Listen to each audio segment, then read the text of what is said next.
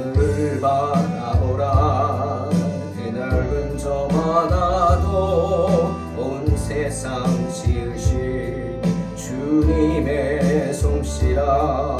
먹구름이 다가와 태양을 가려도 만물을 주관하시는 주님의 섭리라. 모두 고개를 들고 어두운 마음을 열어 크신 주님의 능력을 바라보라. 너와 나 지으신 주의 놀라운 손길 우리 다 함께 주를 찬양해.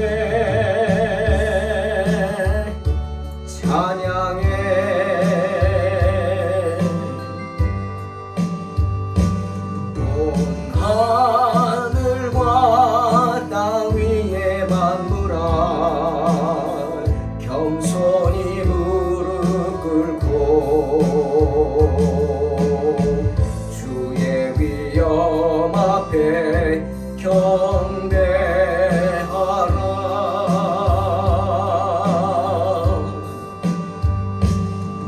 그래 핀 꽃을 보라.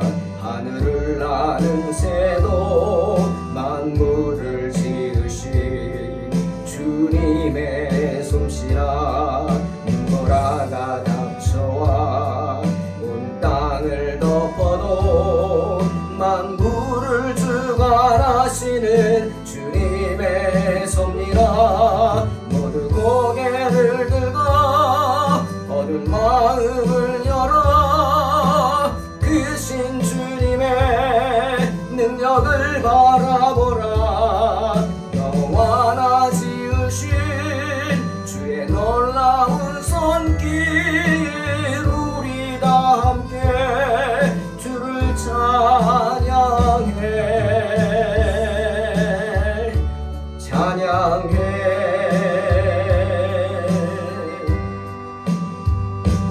온 하늘과 땅 위의 만물아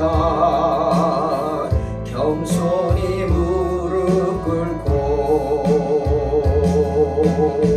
주의 위엄 앞에 주의 위엄 앞에 경배하라. 모든 고개를 들고 어두운 마음을 열어 크신 주님의 능력을 바라보라.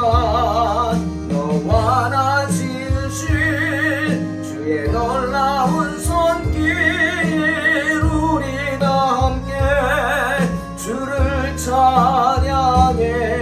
모두 고개를 들고 어두운 마음을 열어 크신 주님의 능력을 바라보라.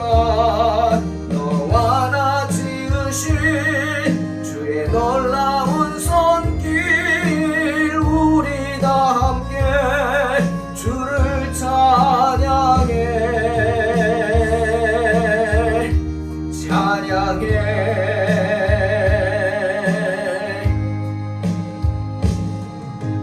우리 다 함께 주를 찬양해.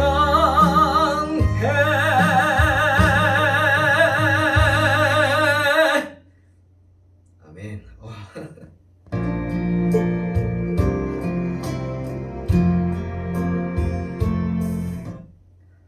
따라하는 게 힘드네요. 반주자가 있으면 좋겠습니다. 창세기 37장 1절로 4절입니다.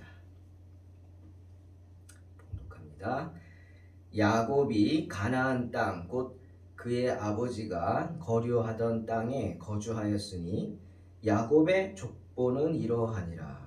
요셉이 17세의 소년으로서 그의 형들과 함께 양을 칠 때 그의 아버지와 아버지의 아내들 빌하와 실바의 아들들과 더불어 함께 있었더니 그가 그들의 잘못을 아버지에게 말하더라. 요셉은 노년에 얻은 아들이므로 이스라엘이 여러 아들들보다 그를 더 사랑하므로 그를 위하여 채색 옷을 지었더니 그의 형들이 아버지가 형들보다 그를 더 사랑함을 보고 그를 미워하여 그에게 편안하게 말할 수 없었더라. 아멘. 이제 에서에 대한 이야기는 역사 속으로 사라지고 이스라엘의 기업을 이을 약속의 자녀 야곱에 대한 이야기가 계속 나옵니다. 특히 그의 집안에 대한 이야기, 야곱의 아들들에 대한 이야기입니다. 야곱에겐 4명의 부인이 있었습니다.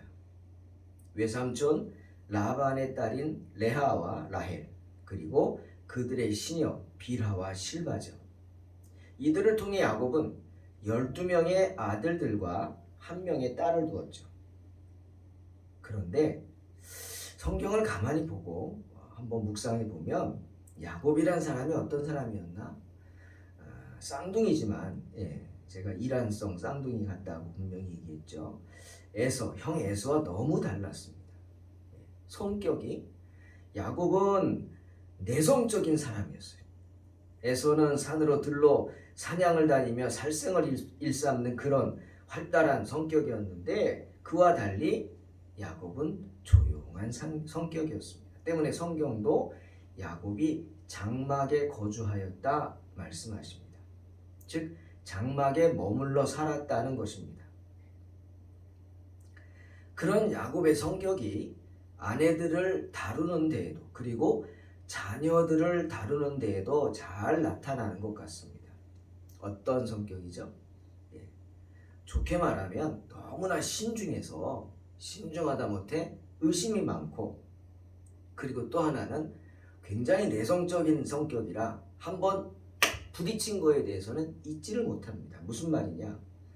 한번 상대방에 대한 이미지가 잘못 각인되면 그걸 떨쳐버리지 못하는 겁니다. 왜 그런 분들 많잖아요. 그러니 어떻게? 용서가 되지 않죠. 용서가 잘 안 됩니다. 그런 야곱의 성격이 오늘 본문에도 나타나죠. 어떻게? 차별이라는 모습으로 나타납니다. 우선 야곱이 사랑한 여인은 4명의 부인 중에 라헬이었죠. 분명하죠. 야곱은 라헬을 얻기 위해 자그마치 14년을 노예처럼 외삼촌 라반의 집에서 일했습니다. 그러니 4명 중에 가장 사랑하는 여인 라헬이었죠. 그리고 라반이 속였잖아요. 그래가지고 라헬을 레아와 바꿔치기를 했죠. 그로 인해서 7년을 더 일하게 되지 않습니까? 때문에 그런 외삼촌 라반에 대한 미움, 속았다 이거죠. 여러분, 내성적인 사람은 한번 상처받으면 그거 풀기가 힘듭니다. 아시잖아요. 털어버리지 못하죠. 꽁 하고 있지 않습니까?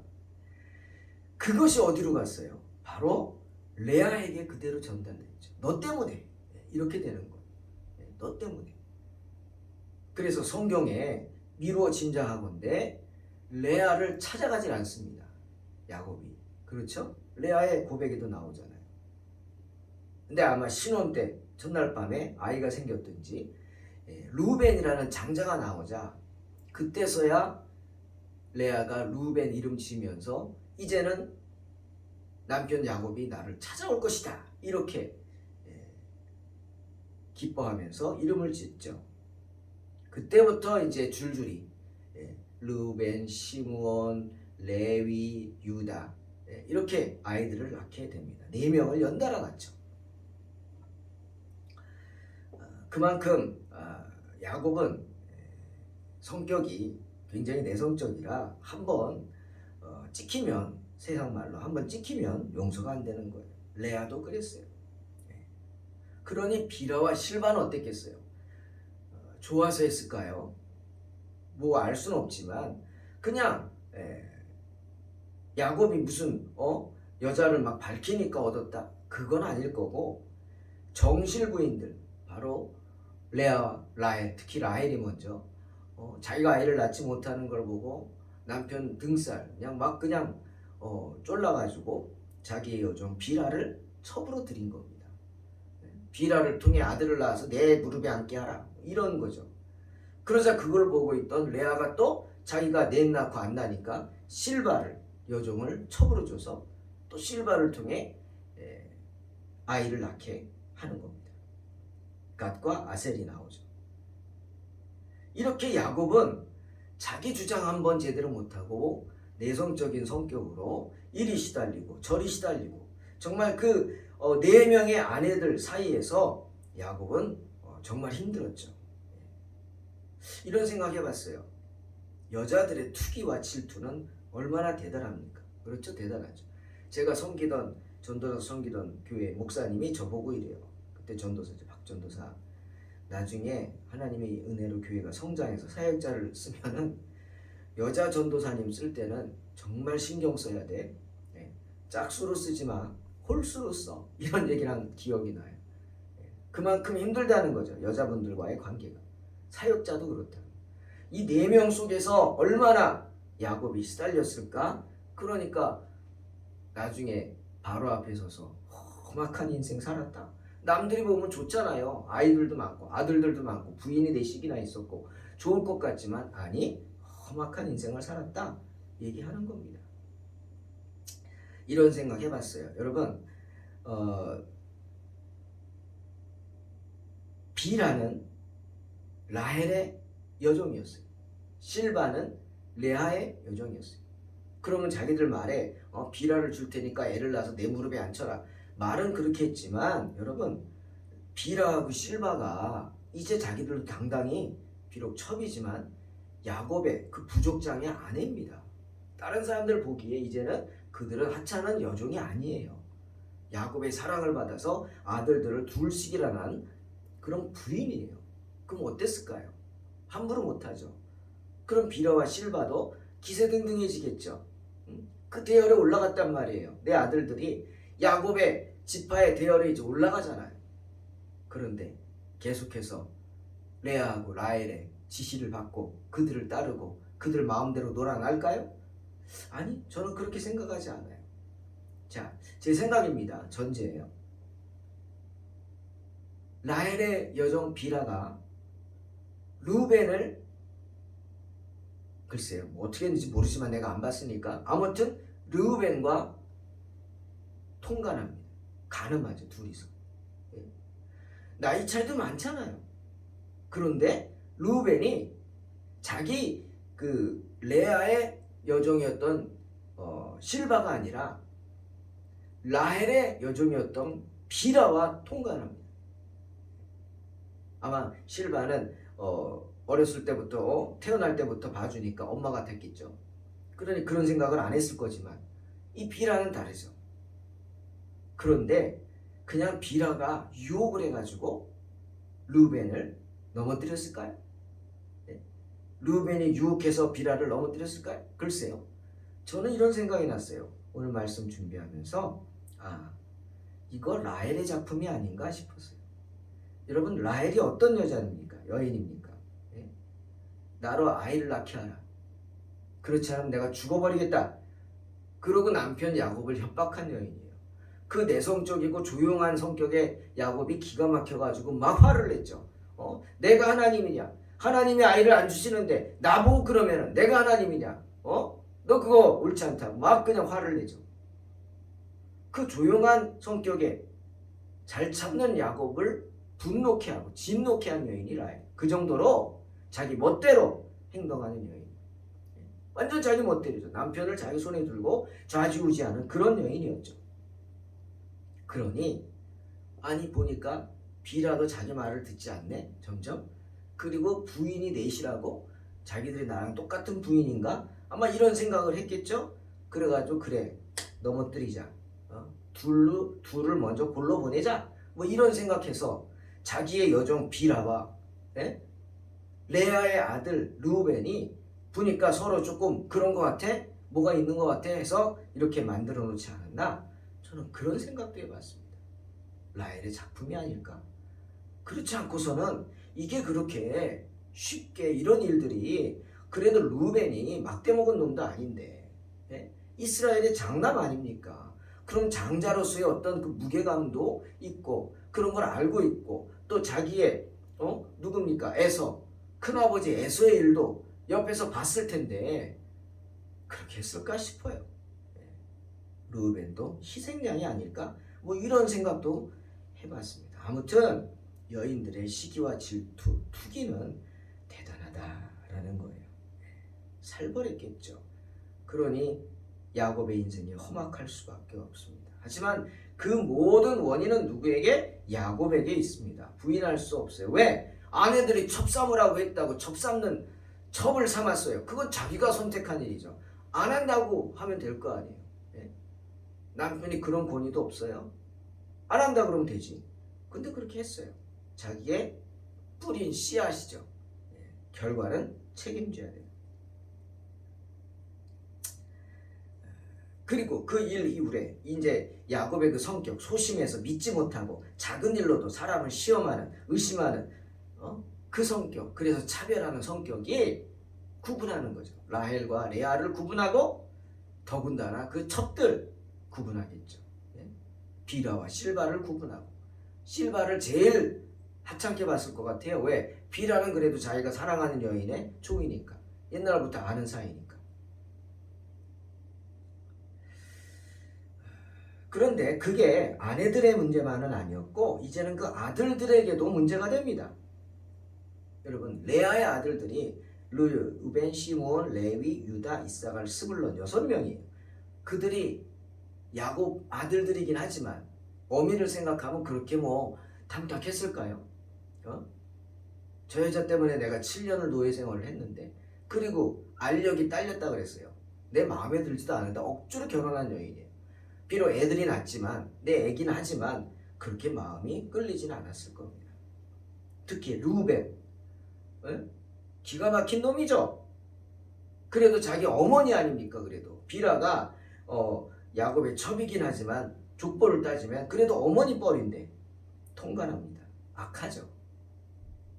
그래서 장자권을 빼앗아 버렸어요. 또 시므온과 레위는요 잔해하는 기계라고 했어요. 그들의 잔인함, 세겜 족속을 진멸한 정말 다 그냥 도륙한 것을 보면 그들의 잔인함을 알 수 있죠. 빼앗아 버렸어요. 장자가 장자권을 빼앗기면 차자한테 갑니다. 근데 시므온한테 갔는데 시므온과 세 번째 레위도 잔인한 기계예요. 탐탁치 않아요. 안 준 거예요. 그래서 그 장자권이 어디로 왔어요? 넷째에게 왔어요. 그 넷째가 누구죠? 유다입니다. 유다. 그래서 유다로부터 다윗의 혈통이 시작되는 것입니다. 하지만 유다도 그렇게 탐탁한 사람은 아니었어요. 대단한 사람이 아니에요. 아니 어떻게 보면 뭐 이런 사람이 정말 장자가 됐나 싶을 정도죠. 품행이 좋지 않아요. 창세기 38장 15절 보니까 유다의 아내가 죽고 나서 외로웠든지 딥나라는 곳에 가서 양털을 깎으러 갔다가 잔치죠. 거기서 유다가 딴짓을 합니다. 창녀를 찾습니다. 거기 왔다는 소식을 듣고 며느리 다말이 다말도 참 대단한 사람이 유다의 아들과 결혼했는데 아들이 결혼하자마자 죽죠. 그러면 형수 취사제가 있어가지고 그 동생이 형수를 아내로 맞이합니다. 그 법에 따라서 유다가 둘째 아들에게 부인으로 줬어요. 다말을 허락했어요.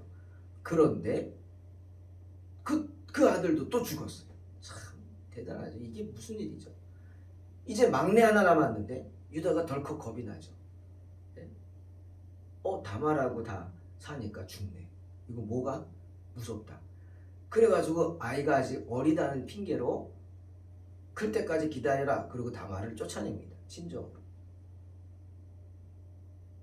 그리고 막내가 컸는데도 장성했는데도 다말을 불러오지 않습니다. 이거는 그냥 그 정육의 문제가 아니고요. 기업의 문제예요. 그러니 다말은 아무것도 없이 친정에 쫓겨나서 정말 무슨 밥에 도토리 신세된 거죠. 체면의 문제고요. 또 하나 기업의 문제. 그러자 다말이 꾀를 낸 거예요. 이거 안 되겠다. 그래서 유다를 통해서 아이를 얻어야겠다. 정말 생각하지도 못한 시아버지를 통해서 아이를 갖겠다. 그래서 딥나에서 내려온 걸 보고 장녀로 위장해서 유다에게 접근해서 아이를 갖습니다. 그리고 난 게 쌍둥이죠. 역시 쌍둥이를 낳습니다. 하지만 넷째 아들이기 때문에 루벤도 버렸고 시므온도 버렸고 레위도 버렸기 때문에 하나님은 이 유다가 이스라엘의 장자가 될 수 있도록 하는 걸 보게 됩니다. 자, 레아 본처의 아들들도 이랬어요. 레아가 좀 불쌍한 것 같았지만 결국 여러분 막벨라굴, 즉 정실 부인으로 인정받은 건 라헬이 아니라 레아였죠. 그토록 사랑하던 라헬은 그냥 가다가 길가에 묻어버리고 말았어요. 하지만 레아는 어떻게 했어요? 자기 아버지 어머니가 묻혀있는 그 막벨라굴 조상의 묘에다가 레아를 안장하는 걸 보게 됩니다. 레아의 시종이었던 실바의 아들들 갓과 아셀은 어땠을까요? 신명기 33장 20절에 가세드 이렇게 말합니다. 사자처럼 누웠다가 사로잡은 먹이의 팔과 머리를 찢는다. 잔인하단 말이에요. 잔인하다. 갓은 잔인한 사람이다. 그리고 아셀은요. 아셀 지파에 관해서는 성경에 이름이 있는 사람 후손이 하나도 없습니다. 단 한 사람 있어요. 누군지 아세요? 이것도 들어갈지 모르겠지만 누가복음 2장 36절에 아셀 지파 바누엘의 딸 안나입니다. 이때 아셀 지파 유일한 지파의 후손의 이름이 나오죠. 아셀 지파 바누엘의 딸 안나. 누구예요? 아기 예수님이 성전에 오자 그 아기 예수님을 축복한 사람입니다. 별로 야곱이 축복을 하지 않았다는 거죠. 왜? 실바의 아들들이니까, 첩의 아들들이니까. 이만큼 야곱은 굉장히 편협한 모습이 있었다. 차별을 했다. 그 다음 보세요. 자, 그러면 라헬의 여종이었던 비라의 아들들은 어땠을까요? 단과 납달리. 여러분 좋았을까요? 비라는 자기 아들 루벤을 망쳐놓은 여자입니다. 아주 장자로서의 권위를 다 잃게 만든 여자죠. 통간했어요. 욕보였어요. 자기 자신도. 그런 여인의 아들들입니다. 비록 자기 아들이긴 하지만 아마 속으로 그랬을지도 몰라요. 저것들 내 아들이 맞나? 그 비라의 행실을 보고 이렇게 의심하고 불안해했을 수도 있지 않습니까? 그러니 야곱이 그들을 제대로 쳐다보기나 했을까요? 때문에 창세기 49장 17절에 야곱이 아들들을 다 12아들 불러놓고 축복할 때 단에 대해서 이렇게 이게 축복인지 뭔지 단은 길섭의 뱀이요 샛길의 독사다. 말굽을 물어서 그 탄자를 뒤로 떨어지게 한다. 축복인가요? 저주인가요? 여러분이 판단하세요. 그래서 그런지 계시록 7장 4절 8절에 보면 거기에 마지막 날에 하나님께서 인치시는 자들, 하나님의 인침을 받은 자들, 즉 구원받은 사람들의 이야기가 나오는데 유독 거기에 누구만 빠졌어요? 이스라엘 12지파 다 나오는데 단지파만 없어요. 단지파 없어요. 찾아보세요. 그리고 납달리는 어떻게 있을까요? 창세기 49장 21절에 이렇게 축복합니다. 납달리는 노이 남사슴이라 아름다운 소리를 바라는도다.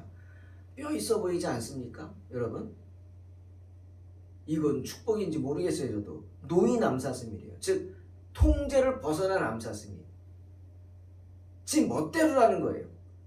아름다운 소리, 여기서 아름답다고 번역한 히브리어는 쉐페르입니다. 찾아보니까 좋게 말하면 매력적인 소리라는 번역도 있지만 안 좋게 말하니까 뭐라고? 아양 떠는 소리. 발정난 암컷이 교태를 부리는 소리가 쉐페르라는 거죠. 그래서 그런지 공동번역은 납달리는 풀어놓은 암사슴이요 아양 떠는 소리가 요란하다 이렇게 번역하고 있어요. 자기 엄마를 생각한 거죠. 비라를 빗대서 납달리를 말하고 있는 겁니다. 그런 소심한 야곱, 그런 소심한 야곱이 라헬의 아들들 요셉과 베냐민에 대해서는 엄청 관대하죠. 왜? 내가 사랑하는 사람의 아들들이니까. 요셉은 창세기 49장 22절에 열매가 주렁주렁한 가지다. 샘가에 늘어진 열매가 주렁주렁한 가지로 담장 넘어 뻗어가는 가지다. 축복합니다. 큰 축복이죠. 베냐민이요? 창세기 49장 27절 베냐민은 물어뜯는 일이다. 아침에는 빼앗은 것을 삼키고 저녁에는 움킨 것을 나눌 것이다. 축복입니다, 여러분. 베냐민은 절대 어떤 경우에도 빼앗기지 않고 지지 않는다는 거예요. 그리고 그것을 오히려 사람들에게 베풀고 나눠준다는 거죠. 예. 대표적인 게 누굽니까? 사울 왕이죠. 사울 왕이 베냐민 지파죠. 특히 요셉은 야곱이 가장 사랑했던 여인, 아이를 낳지 못하다 정말 기도하면서 주님의 은혜로 극다스레이 낳은 아들입니다. 그러니 얼마나 귀할까요? 그런데 성경을 보니까 요셉은 영특하기까지 합니다. 더 놀라운 건 요셉이 영적으로 깨어 있어서요, 하나님의 계시를 보여주는 꿈을 꿉니다. 예. 그리고 오늘 본문 보세요. 성격이 강직하고 정직합니다. 예. 나쁜 짓 하는 꼴을 못 보죠. 그뿐입니까? 성실하기까지 합니다. 야곱의 총애를 받는다고 해서 망나니처럼 굴지 않고 나태하지 않고 허약하지도 않아요, 몸이. 그래서 양을 치러 형들과 함께 나갑니다. 예? 몇 날 며칠이 될지도 모르는 곳에 따라가서 양을 친다? 이거는 허약하고 정말 그 나태하면 할 수 없는 일이죠. 성실하다는 거. 그뿐이 아닙니다. 오늘 보니까 이 성실한 요셉이 형들의 그 나태한 모습들, 잘못된 모습들을 다 기억하고 아버지한테 일릅니다. 그런데 야곱이 요셉에게 붙여준 아들들이 누구냐면 첩의 아들들이죠. 비라와 실바의 아들들이에요. 단과 납달리, 갓과 아셀, 이 네 명을 붙여줘서 양을 치게 했어요. 글쎄요, 첩의 아들들 못마땅해 가지고 일부러 요셉을 감시하라고 붙여줬을 수도 있고요, 야곱이. 그러니 이 네 명의 아들들이 얼마나 야곱이 성가시였을까요? 귀찮고 눈에 가시 같았겠죠. 그들뿐만 아니에요.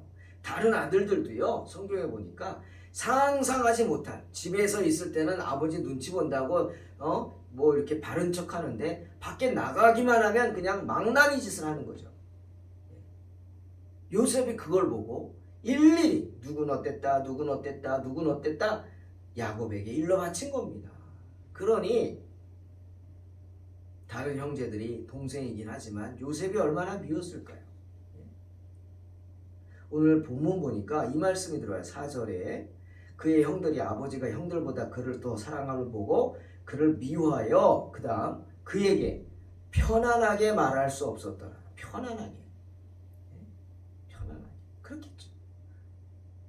이 야곱의 그 성격, 그 뭐라 그럴까요? 편협한 성격, 차별하는 그런 성격, 그게 그냥 나와서 다른 아들들은 다 누더기 같은 옷을 입었겠죠. 양치니까 양의 가죽으로 대충 엮어서 만든. 그런데 요셉만은 채색 옷을 입혀줬다. 좋은 옷을 입혀줬다는 거예요. 편해져, 편해. 다른 형제들이 요셉을 미워한 이유가 있어요. 뭡니까? 아버지가 편했기 때문이에요. 또 하나는 정직함 때문이에요. 요셉의 정직해서 형들이 잘못하면 그 비행이죠. 일일이 아버지에게 일러 바쳤어요. 그래서 다른 아들들이 그에게 편안하게 말할 수 없었더라 말씀하는 거 아닐까요? 히브리 원어를 봤습니다. 형들이 동생 요셉을 미워하여 편안하게 말할 수 없다. 편안하다는 말을 로 샬롬, 로 샬롬. 이게 뭡니까? 샬롬이 뭐예요? 화평이잖아요. 좋은 관계. 좋은 관계를 가질 수 없었다는 거예요. 그리고 여기 원문을 보니까 나바르라는 단어가 쓰여 있어요. 이 나바르는 뜻이 협박하다는 뜻이.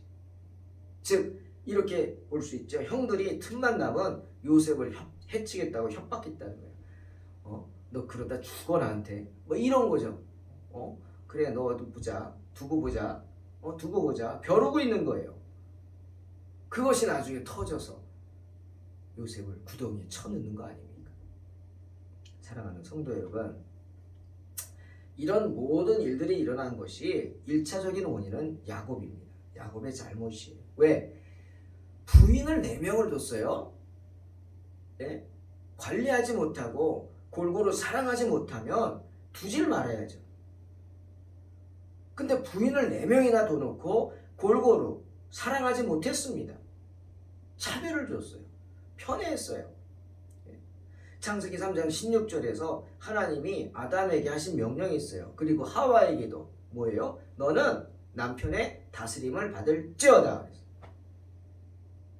하와, 남편의 다스림을 받아야 돼요. 아담, 아내를 다스려야 돼요. 다스려야 돼요. 그런데 야곱은 남편으로서 부인들을 레아, 라헬, 빌하, 실바를 다스리지 못했어요. 그래서 서로 투기하고 막 그 안에서 온갖 일들이 있었어요. 어미들이 그러는데 그의 자식들끼리 그러지 않겠어요? 네? 그러지 않겠냐고요. 아, 여기 보세요. 요셉이 누구랑 갔어요? 첩의 아들들하고 갔어요. 그 말은 무슨 뜻이에요? 레아의 아들들과 요셉은 라헬을 아예 제껴놓고 레아의 아들들 6명과 첩의 아들들 4명이 서로 극과 극이었다는 거예요. 같이 안 놀았단 말이에요. 양을 치러 가도 따로 갔다는 거예요. 따로. 야, 넌 첩의 자식들이야. 이런 거 아니겠어요? 그러니까 6명이 레아의 아들들이 단과 납달리, 아셀, 이사갈 끼워주지 않았다는 거예요. 갓과 아셀 끼워주지 않았다는 거예요. 이 한 말씀을 봐도 우리가 그 당시 분위기를 알 수 있습니다. 이 모든 일이 야곱 때문이에요. 부인들을 차별하고 자식들을 차별해서 편애했기 때문에. 여러분, 아버지가 자식들을 편애하면, 부모들이 자식들에게 차별을 주면 자식들은 즉시 그것을 알아차리게 됩니다. 그리고 그런 차별이 종종 가족 간의 불화와 분쟁의 요인이 될 수 있습니다. 우리는 야곱의 일을 보면서 그 사실을 알아야 돼요. 가정 목회가 얼마나 중요한지 기도해야 합니다. 특히 자녀가 많습니까? 우리 속담에 있잖아요. 가지 많은 나무에 뭐가 없어요? 바람 잘 일 없어요. 여기서 터지고 저기서 터지고. 정말 저는 자녀들 많은 가정 존경합니다. 그래서 애를 안 낳으려고 그러는 것 같아요. 그죠? 힘드니까. 나 편하려고. 저도 자녀가 셋이지만 맨날 긴장합니다. 무슨 일이 어디서 터질지 몰라서. 그게 우리 인생입니다. 그러니 가정 먹게 잘해야 돼. 내 신앙 지키는 것도 중요하지만 내 가정, 모든 가족들이 예수 믿게 하는 것, 내 자녀들이 예수 믿게 하는 것, 여러분 눈물로 기도해야 합니다. 정말 짝가정이 있어서는 안 돼요. 온 가족이 함께 나와 예배드리는 거 정말 하나님의 축복입니다. 이런 축복을 누리시기를 주의 이름으로 축원합니다. 아쉽게도 이러한 차별이 창세기 49장에 야곱이 죽기 전에 한 축복에서도 차별이 나타났습니다. 야곱의 잘못입니다. 하지만 야곱의 잘못만도 아니죠. 하나님의 약속을 의지하지 못하고 바르게 행실하지 못한 야곱의 아들들의 문제이기도 합니다. 큰 문제죠. 에서를 보고도 장자권을 빼앗기고 될 대로 되라는 식으로 영권도 포기한 에서를 보고도 이 아들들이 몰랐단 말입니까? 깨달아야죠. 야, 나는 큰아버지처럼 살면 안 되겠다. 믿음을 지켜야겠다. 나에게 준 하나님의 기업을 지켜야겠다. 이런 믿음으로 살아가야 할 텐데 아비가 보지 않는다고 해서 자기 멋대로 행동하고 아비가 볼 때는 바른 척하고 정말 어리석죠. 사랑하는 성도 여러분, 하나님이 다 보고 계십니다. 누군가 보지 않아도 누가 보세요? 하나님이 보십니다. 그러니 언제나 하나님 살아계심을 알고 하나님의 눈동자같이 나를 지켜보신다는 그런 진리를 깨닫고 하나님 앞에 성실하게 맡겨진 인생 충성하시길 주의 이름으로 축원합니다. 기도하겠습니다. 하나님 감사합니다. 언제나 성실하게 하시고 언제나 주님 앞에 바로 서게 하시고 정말 나에게 맡겨진 영혼들을 골고루 사랑하게 하시고 위하여 기도하게 하시고 가정 목회 잘하게 하시고 온 가족이 예수 믿게 축복하여 주시옵소서. 예수님의 이름으로 기도하옵나이다. 아멘. 믿음으로 승리하시기 바랍니다.